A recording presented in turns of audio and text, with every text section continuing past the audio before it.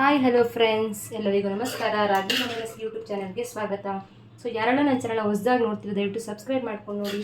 So ನಾನಿವತ್ತು ಒಂದು easy recipe ಜೊತೆಗೆ ನಿಮ್ಮ ಮುಂದೆ ಬಂದಿದ್ದೀನಿ. ಸೊ ಅದೇನಪ್ಪ ಅಂತಂದರೆ ಸ್ಪೈಸಿ ಆದಂಥ ಎಗ್ ಮಸಾಲ ಗ್ರೇವಿ ಹೇಗೆ ಮಾಡೋದು ಅಂತ ತೋರಿಸ್ಕೊಡ್ತೀನಿ. ಸೊ ಈ ಎಗ್ ಮಸಾಲ ಗ್ರೇವಿ ಜೊತೆಗೆ ಅನ್ನ, ಚಪಾತಿ, ಇಡ್ಲಿ, ದೋಸೆ, ರಾಗಿ ಮುದ್ದೆ, ಕುಲ್ಚಾ ಸಖತ್ ಕಾಂಬಿನೇಷನ್ ಸಖತ್ತಾಗಿರುತ್ತೆ. ಸೊ ನೀವೇ ನೋಡ್ತಾ ಇರ್ಬೋದು ಎಷ್ಟು ಕಲರ್ಫುಲ್ ಆಗಿ ಸಕ್ಕತ್ತಾಗಿ ಕಾಣಿಸ್ತಿದೆ. ಬನ್ನಿ ಈ ರೆಸಿಪಿ ಮಾಡೋದು ಹೇಗೆ ಅಂತ ತೋರಿಸ್ಕೊಡ್ತೀನಿ. ಏನೇನು ಸಾಮಗ್ರಿಗಳು ಬೇಕು ಅಂತ ನೋಡೋಣ ಬನ್ನಿ ಫ್ರೆಂಡ್ಸ್. ಮೊದಲಿಗೆ ಒಂದು ದೊಡ್ಡ ಈರುಳ್ಳಿ ಚಿಕ್ಕ ಚಿಕ್ಕದಾಗಿ ಕಟ್ ಮಾಡಿ ಇಟ್ಕೊಂಡಿದ್ದೀನಿ. ಒಂದು ಕೈ ಹಿಡಿಯಾಗೋಷ್ಟು ಕೊತ್ತಂಬರಿ ಸೊಪ್ಪು, ಸ್ವಲ್ಪ ಕರಿಬೇವಿನ ಸೊಪ್ಪು, 2 ಹಸಿಮೆಣಸಿನಕಾಯಿ, ಖಾರ ಜಾಸ್ತಿ ಬೇಕಾದ್ರೆ ಇನ್ಕ್ರೀಸ್ ಮಾಡ್ಕೊಳ್ಳಿ. ಮತ್ತು ಬೆಳ್ಳುಳ್ಳಿ ಚಿಕ್ಕ ಚಿಕ್ಕದಾಗಿ ಕಟ್ ಮಾಡಿ ಇಟ್ಕೊಂಡಿದ್ದೀನಿ. ನಂತರ 1 ಟೇಬಲ್ ಸ್ಪೂನ್ ಆಗೋಷ್ಟು ಜೀರಿಗೆ, ನೆಕ್ಸ್ಟು ರುಚಿಗೆ ತಕ್ಕಷ್ಟು ಉಪ್ಪು, 6ರಿಂದ 7 ಮೊಟ್ಟೆನ ನೀಟಾಗಿ ಬೇಯಿಸ್ಕೊಂಡು ಸ್ಲೈಸಸ್ ಆಗಿ ಕಟ್ ಮಾಡಿ ಇಟ್ಕೊಂಡಿದ್ದೀನಿ. ಧನಿಯಾ ಪೌಡ್ರು, ಗರಂ ಮಸಾಲ, ಅಚ್ಕಾರದ ಪುಡಿ, ಅರಿಶಿನ ಪುಡಿ, ಅಡುಗೆ ಮಾಡೋದಕ್ಕೆ ಎಣ್ಣೆ. ಬನ್ನಿ ಹೀಗೆ ಹೇಗೆ ಮಾಡೋದು ತೋರಿಸ್ಕೊಡ್ತೀನಿ ಫ್ರೆಂಡ್ಸ್. ಮೊದಲಿಗೆ ಗ್ಯಾಸ್ ಹಂಚ್ಕೊಂಡು ಬಾಣಲಿ ಇಟ್ಕೊಂಡಿದ್ದೀನಿ. ಬಾಣಲಿ ಕಾದಿದೆ. ಈ ಹಂತಕ್ಕೆ ನಾವು ಎಣ್ಣೆ ಹಾಕ್ಕೊಳ್ಳೋಣ.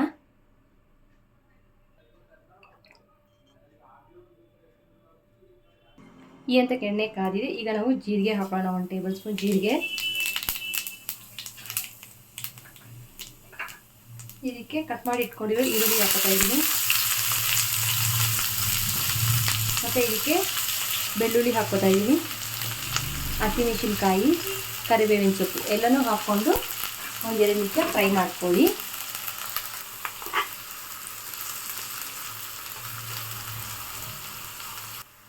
ಈರುಳ್ಳಿ ಅನ್ನೋದು ಈ ಹಂತಕ್ಕೆ ಚೆನ್ನಾಗಿ ಫ್ರೈ ಆಗಿದೆ. ಈಗ ನಾನು ಮಸಾಲ ಹಾಕ್ಕೋತೀನಿ. 1 ಟೇಬಲ್ ಸ್ಪೂನ್ ಧನಿಯಾ ಪೌಡ್ರು, ಅರ್ಧ ಟೇಬಲ್ ಸ್ಪೂನ್ ಗರಂ ಮಸಾಲ, ಅರ್ಧ ಟೇಬಲ್ ಸ್ಪೂನ್ ಆಗೋಷ್ಟು ಅಚ್ಕಾರದ ಪುಡಿ, 1/4 ಟೀ ಸ್ಪೂನ್ ಆಗೋಷ್ಟು ಅರಿಶಿನ. ನಿಮಗೆ ಖಾರ ಜಾಸ್ತಿ ಬೇಕಂದ್ರೆ ಇದನ್ನು ಇನ್ಕ್ರೀಸ್ ಮಾಡ್ಕೋಬೋದು. ಸೊ ಇದನ್ನು ಹಾಕ್ಕೊಂಡು ಚೆನ್ನಾಗಿ 2 ನಿಮಿಷ ಫ್ರೈ ಮಾಡಿ.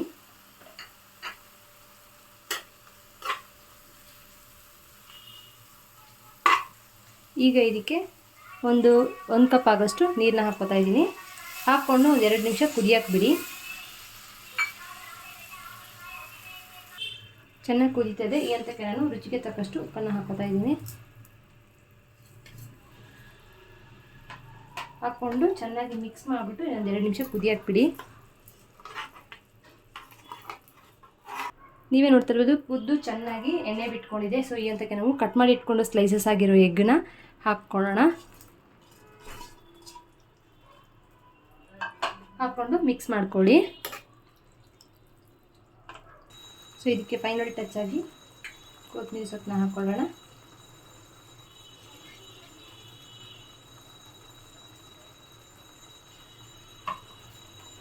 ನೋಡಿ, ಫೈನಲ್ ಟಚ್ ಆಗಿ ಕೊತ್ತಂಬರಿ ಹಾಕಿದ್ದೀನಿ. ಹಾಕ್ಕೊಂಡು ಸ್ವಲ್ಪ ಮಿಕ್ಸ್ ಮಾಡಿಕೊಡಿ.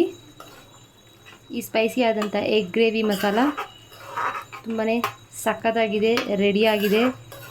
ಸಿಂಪಲ್ಲಾಗಿ ಬೇಗನೆ ಮಾಡ್ಕೊಳ್ಳೋವಂಥದ್ದು. ಸೊ ನೀವು ಈ ಎಗ್ ರೆಸಿಪಿನ ನಿಮ್ಮನೇಲಿ ಟ್ರೈ ಮಾಡಿ ಹೇಗಿತ್ತು ಅಂತ ಕಾಮೆಂಟ್ ಮೂಲಕ ತಿಳಿಸಿ. ಹೀಗೆ ನಮ್ಮ ಯೂಟ್ಯೂಬ್ ಚಾನಲ್ ವಾಚ್ ಮಾಡ್ತಾಯಿರಿ, ಸಪೋರ್ಟ್ ಮಾಡ್ತಾಯಿರಿ ಅಂತ ಹೇಳ್ತಾ ಟೇಕ್ ಕೇರ್, ಬಾಯ್.